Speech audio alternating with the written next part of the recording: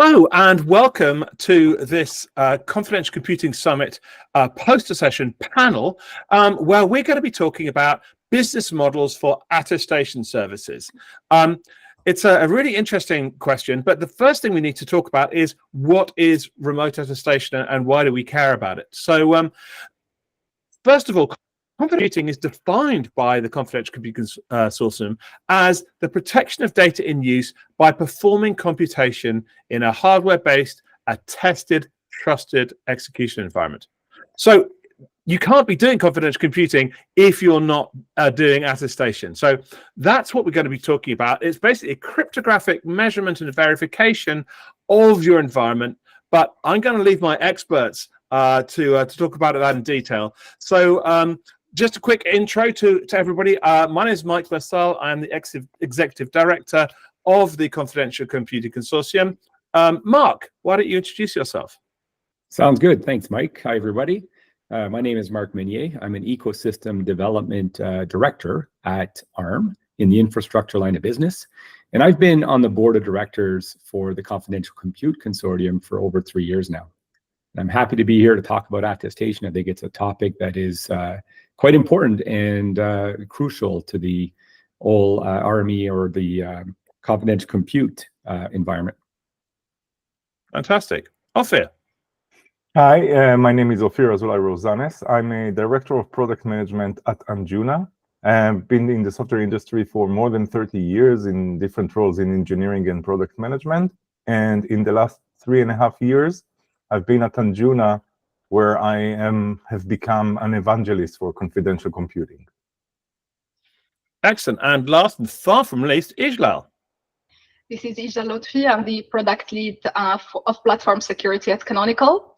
One of the main areas I look after is confidential computing, and very happy to be part of this panel.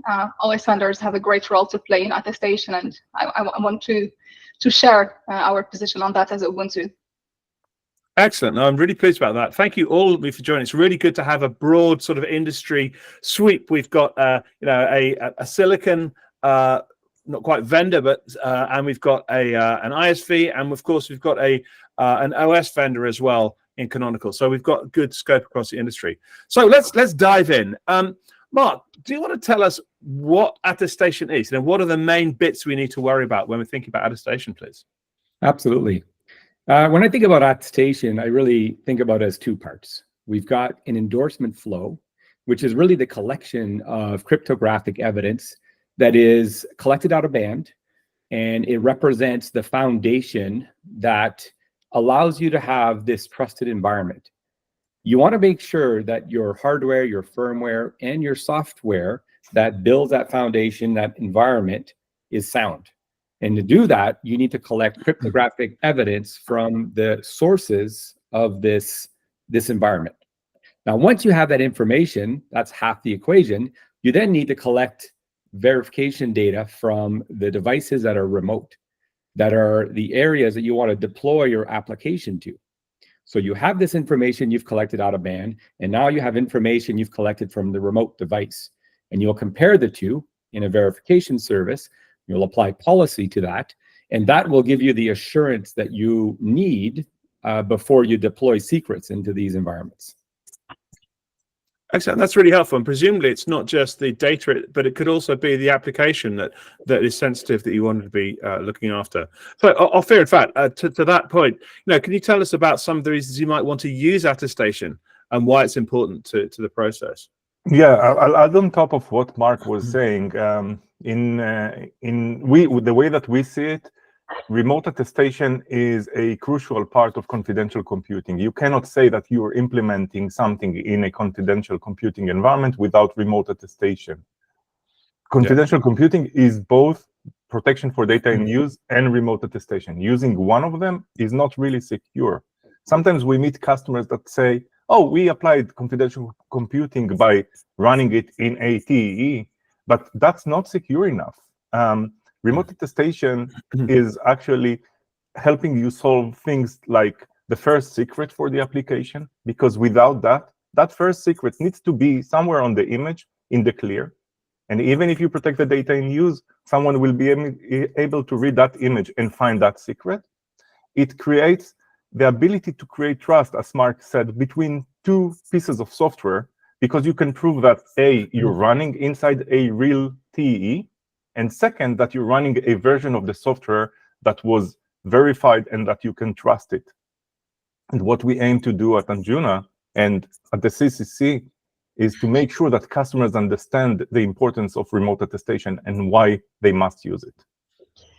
That's really helpful. Ijlal, yeah. Yeah, I wanted to add to that it's truly important that we do have attestation verification before we release secrets, but it's equally important in cases where you want to consume attestation before you accept the output of computation of whatever is done in the key, right?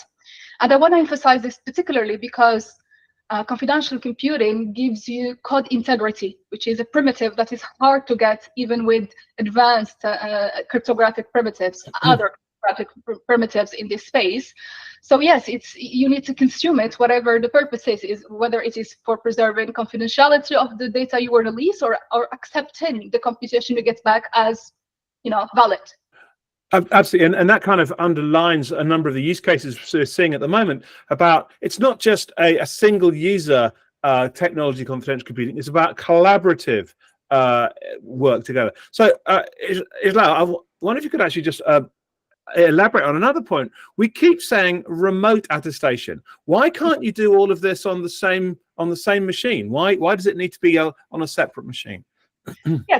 So the idea is that you would want to delegate computation and some secrets to a remote party, a remote platform, maybe public cloud provider, and then the verification should ideally be separate.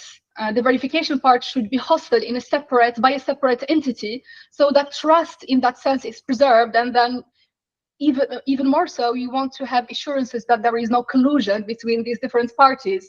So that is why we're talking about remote, because the whole idea is maybe you have a heavy computational, some program that requires heavy computation, and you don't have the computational resources necessarily to run it locally, so you want to delegate it somewhere else and then remotely verify it. Okay, that's really helpful. So basically we're saying that if I get the verification from, let's say, a CSP or whoever's operating that machine, and they do the verification as well. Let's start again. Might want to cut this bit. So what you're saying is that if we do the initial computation of the cryptographic attestation piece on one machine, done maybe by the CSP or whoever owns the device, and we're doing the verification by the same party, then it's like they're marking their own homework. We can't basically trust them. Right. Okay. Well, that leads us to a question about, if we can't trust the let's say the CSP who's providing the computation, who should we be trusting to provide attestation services? Because someone's going to have to pay for that, and there's service to be doing that. I'd love to hear a variety of views. Ofir, yeah, why don't you start off? Yeah. Our approach at Anjuna, and we learned that because we're working with customers, and customers, at the end of the day have the say, is that we provide them several different ways for leveraging remote attestation, but we don't make it that they must use one way or another. That means that we have our own service for an attestation-aware key management system that the customer can deploy and in any place on-prem, in the cloud, and can connect their TEs to that service. But on the other hand, if the customer is saying, I'm good enough with what one CSP is providing or another vendor, we will connect to that. It is up to the customer to decide. We will give our opinion of the levels of security and whether, let's say, the cloud service provider is in the chain of trust or not. But at the end of the day, customers have the option to choose between the different offerings. So this is a business decision. It's going to be partly down to the customer, not just the provider. So the options there. Exactly. Marc, where do you stand on you come from a silicon vendor or licensee world. Where do you stand on who should be doing this, or what are the options for who could do this? Yeah, I agree with Ofir's opinion here. I think it's going to be, it has to be flexible. We have to be able to support different levels of attestation. and be able to apply different policies, and you may need to have different players involved to do the verification. I agree with your point, Mike. If you are relying on a CSP, you better trust that CSP with that information, right? So that's a level of the trust. But if you trust them with that information, why would you be putting your stuff and isolating it from them in a T in the first place? It's kind of a... Well, you might want to isolate yourself from third parties on the same platform. That's also true. Yeah, you get where you're getting an elevated level of security, but you're not isolating yourself from the supplier of that, and that's okay. Sure. I think what's interesting though to point out here is when you look at the verification side and the policy that you apply to that information, there's a lot of variability. There's a lot of flexibility needed in those models. What is an area that we need to align with is the endorsement side.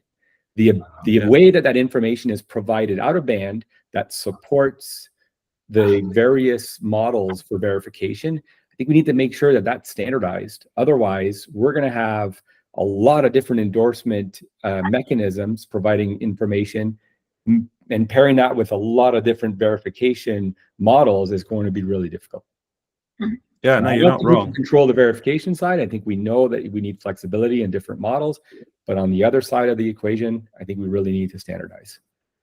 And that's what Ijlal, I'm sure you've got something to say as well.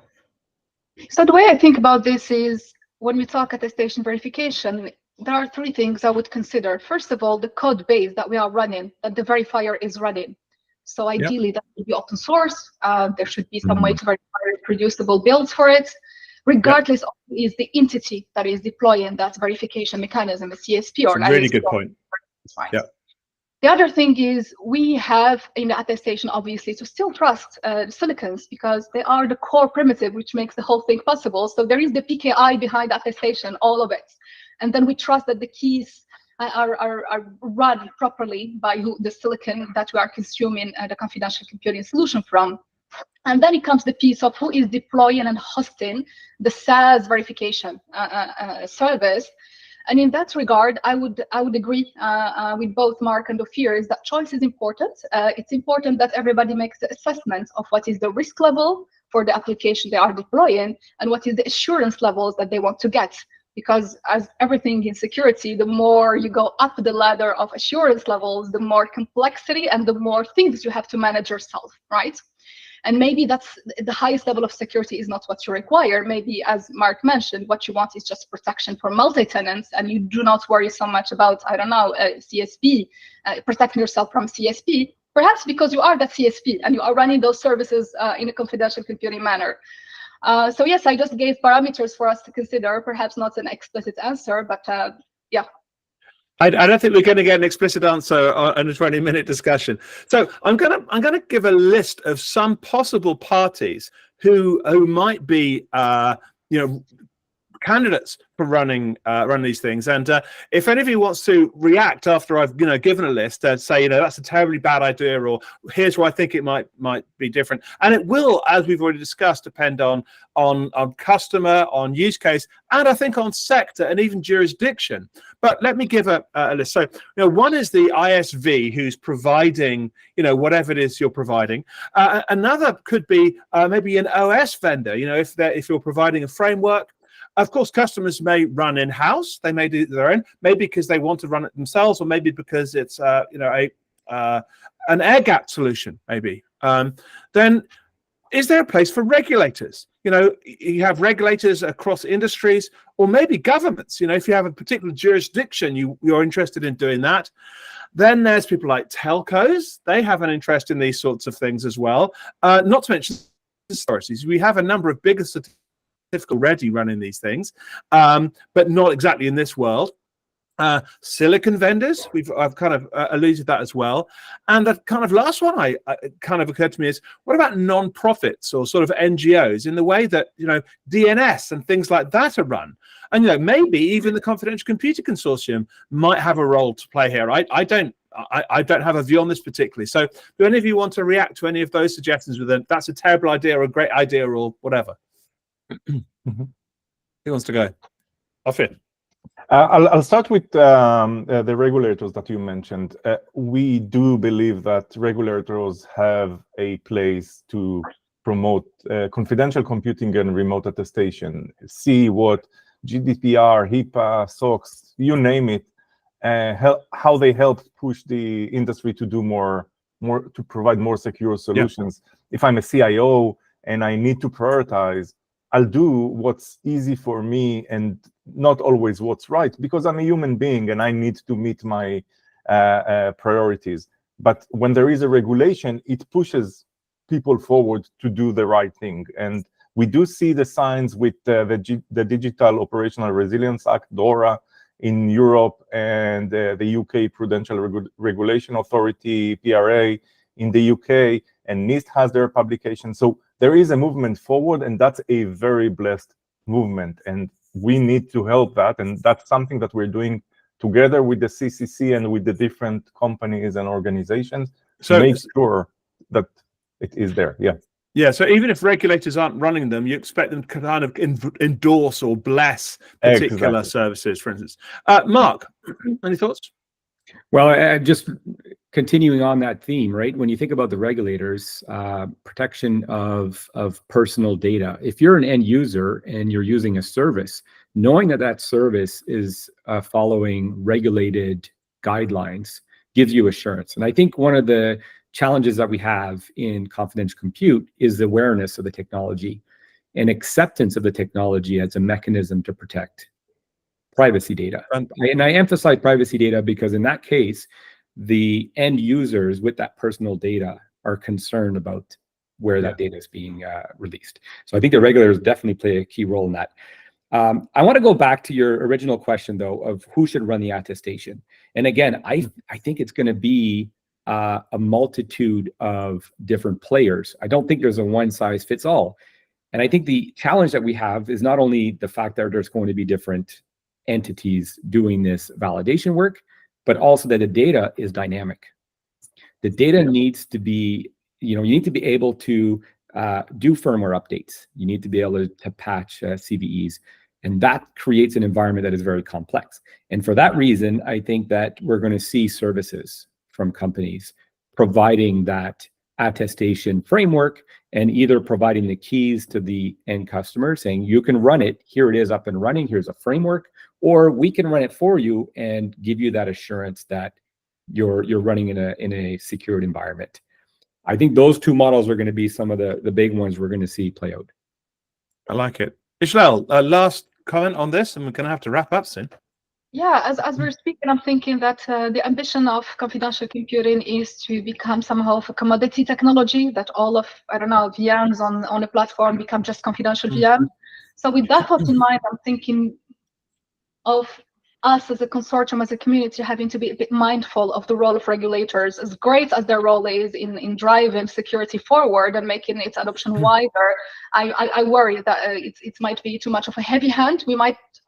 I don't have the solution, but I'm just relying on the innovation capabilities of the community to come up with easier and more usable, user-friendly solutions to making sure people are aware of how to make a choice, because it is undoubtedly going to be a multitude of providers for attestation verification services. And we do consider this question among the OS vendors, especially in the Linux open source community. As you know, especially with the VM-based confidential computing paradigm, not SGX, but the second wave of CEs, the OS is there, and it's a big chunk of your trusted computing base, right? So we are there. We might be some other places in the stack. So with that in mind, people would rely on us to help them with understand on the endorsements. What is a good measurement for me to when I update my kernel? So with that in mind, we are also asking ourselves the question of what is the role of the OS vendor, and I think it might be a key part of an entity that I trusted to run the verification services. That's fantastic. Thank you. So we're wrapping up now. I want to give you each maybe 15 seconds to say, this is going out to the community and the Confidential Computing Consortium. What should we as members of that ecosystem be doing to push forward this question about business models for attestation and really moving it along? So one at a time. Ofir, why don't you start, if you could quickly? Yeah, I'll follow up what Marc was saying. The fact that confidential computing is still an unknown territory for many people. So us at the CCC open source project, ISVs like us, others, the most important thing is creating that awareness and increasing the amount of people knowing that there is such a technology. The second part is what we're also doing together to work on the regulations and to affect the regulations to include confidential computing and remote attestation in them. And us as Anjuna, making it that we could make all of that remote attestation complex thing and multiple TEs, multiple cloud providers, make it very simple out of a platform to use remote attestation without knowing all of the details, but leveraging all of those specific bits. Thank you. Ijlal? Well, I think the consortium is and can be always the place where all players coming together to make sure the voice of the end user is heard and that the knowledge is disseminated across all ecosystem players. And as always, vendor, Ubuntu specifically, we have high focus on usability and just ease of use and deployment. And I see us continuing to drive that, especially when you think of attestation at scale, the attestation of a whole distributed system, because that's really at the end of the day what users would care about. One node is great, but there is a lot for us to work on as a community to make attestation work for a thing, whatever that thing is defined as. Thank you. And Marc? I would echo all these comments. Come see us at the consortium, come see us at events, come learn about the technology. There are projects within the Confidential Compute Consortium that address some of these questions or aim to address these questions. Join us, come talk about it. And I think it'll unlock better ROIs, new models for security. And the whole idea behind this is, increasing your level of security, which is always a good thing. Well, thank you very much indeed to Ofir, Marc, and Ijlal for a fascinating, I think, start off to a conversation. Let's not pretend this is we've got anywhere near even beginning to dig into it. If you're watching this, please catch with the CCC. If you're a member already, make sure that you're sending the right people to engage with this particular question. If you're not a member, then consider coming along and seeing what it's like and then joining. But for now, thank you very much indeed to all my panelists and look forward to seeing you. Thanks. Thanks. Thank you. And let's close it there. Yeah. So I think that went, apart from my mess up in the middle, I think that went very, very well.